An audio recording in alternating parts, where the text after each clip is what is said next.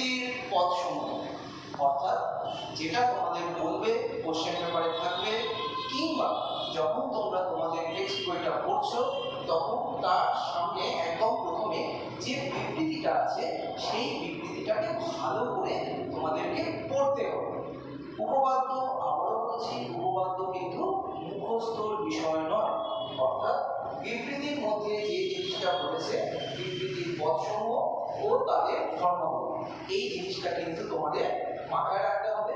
এবং প্রয়োজনীয় জ্ঞানটা কিভাবে আসে, মনে করো কোনো একটা স্টুডেন্ট ক্লাস 10-এ পড়ছে কিংবা 9-এ পড়ছে, কিন্তু শুরুটা হয় ক্লাস 7-এর একদম প্রেক্ষাপট, অর্থাৎ যেখানে ত্রিভুজের সমদ্বিবাহু ত্রিভুজ কিংবা সমবাহু ত্রিভুজ কিংবা বিষমবাহু ত্রিভুজ এর সাইডগুলো কিভাবে আসে, কিংবা আমরা দেখেছিলাম সর্বসমতার সূত্র, সর্বসমতার ক্ষেত্রে আমরা দেখেছিলাম বাহু বাহু বাহু, বাহু কোণ বাহু, কোণ কোণ বাহু এবং সমকোণ ত্রিভুজ বাহু। ইংলিশ টার্মে যেটাকে আমরা দেখেছিলাম সাইড সাইড সাইড, বাহু বাহু বাহু, সাইড অ্যাঙ্গেল সাইড এবং অ্যাঙ্গেল অ্যাঙ্গেল সাইড, এবং RHS means right angle, হাইপোটেনিউজ side, সমকোণ ত্রিভুজ বাহু।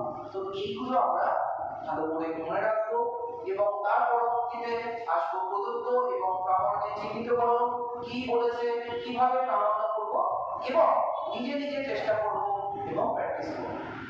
অর্থাৎ বিষয়বস্তুর মধ্যে সম্পূর্ণ স্বচ্ছতা থাকবে আর প্র্যাকটিস সেশনের মধ্যে নিজে নিজে চেষ্টা করা এবং বইতে মনে করো সাপোজ A B C আছে, তোমরা চেঞ্জ করে দেবে, A এর জায়গায় B দেবো বা B এর জায়গায় Q দেবো, নিজে থেকে কিছু করা, নিজে থেকে কিছু না করলে কিন্তু উপপাদ্যটা বোঝা হয়ে যাবে।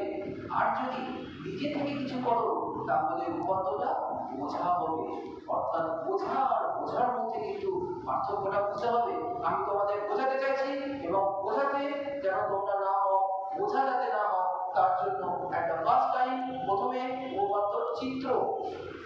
বহু ক্ষেত্রে দেখা যায় উপপাদ্য লিখছে কিন্তু চিত্র নেই, তাহলে কি করে নাম্বারটা পাবে? অর্থাৎ চিত্র কিন্তু খুব ভাইটাল। এর পরবর্তী আসছে স্বীকার্য কিংবা প্রদত্ত। প্রদত্ত যেটা তোমাদের কোশ্চেন পেপারে দিয়ে দিয়েছে, কি করতে হবে। আমি কথা বলছি তোমাদের সাথে, কিন্তু কি বলবো, কতটা বলবো, সেটা যদি ঠিকঠাক আমি না জানি তাহলে তোমরা বুঝবে কি করে যে আমি তোমাদের কতটা বোঝাতে চাইছি। তাহলে প্রদত্তের মধ্যে যেটা দিয়েছে এক্স্যাক্টলি কি দিয়েছে সেটা কিন্তু আমরা এখানে দেখিয়ে লেখা, এবং তার পরবর্তীতে প্রামাণ্য। কি প্রমাণ করছি? বাড়ি থেকে আমরা বেরোলাম, গন্তব্য ঠিক নেই, তাহলে যাবোটা কোথা থেকে? আমি হয়তো বাড়ি থেকে বেরোলাম, আমি উদ্দেশ্যহীনভাবে ঘুরে বেড়ানো যাবে না, তাহলে নির্দিষ্ট গন্তব্যে আসতে হবে, ফোকাস রাখতে হবে, focus, FOCUS focus, follow one four success. তাহলে প্রামাণ্যটা কিন্তু তোমাদের কি প্রমাণ করতে হবে সেটা কিন্তু লিখতে হবে। অঙ্কন, কিছু ক্ষেত্রে আমরা চিত্রের সাথে অঙ্কনটা করব, কিছু ক্ষেত্রে অঙ্কনের প্রয়োজন থাকে না, বেশিরভাগ ক্ষেত্রেই অঙ্কনটা করতে হয়। এবং এর সাথে চলে আসবো প্রমাণ। প্রমাণ কমপ্লিট করে নিয়ে প্রামাণ্য যেটা করেছে সেটা যখন দেখতে রাস্তায় এসে গেছে, আমাদের প্রমাণটা যখন ঠিকঠাক ভাবে হবে এবং এর সাইডে কিভাবে প্রমাণ করলাম, হয়তো দুটো ত্রিভুজ, দুখানা ত্রিভুজের মধ্যে একটা ত্রিভুজের দুটো বাহু ও একটি কোণ, অপর একটি ত্রিভুজের দুটি বাহু একটি কোণ পরস্পর সমান হলে ত্রিভুজ দুটো সর্বসম হবে। অর্থাৎ সেই ওই একই সূত্র, দুটো বাহু একটা কোণ, বাহু কোণ বাহু, কিংবা দুটি কোণ একটা বাহু, কোণ কোণ বাহু, কিংবা একটা ত্রিভুজের তিনটি বাহু, অপর একটি ত্রিভুজের তিনটি বাহু পরস্পর সমান হলে ত্রিভুজ দুটো সর্বসম হবে। কোন সূত্র?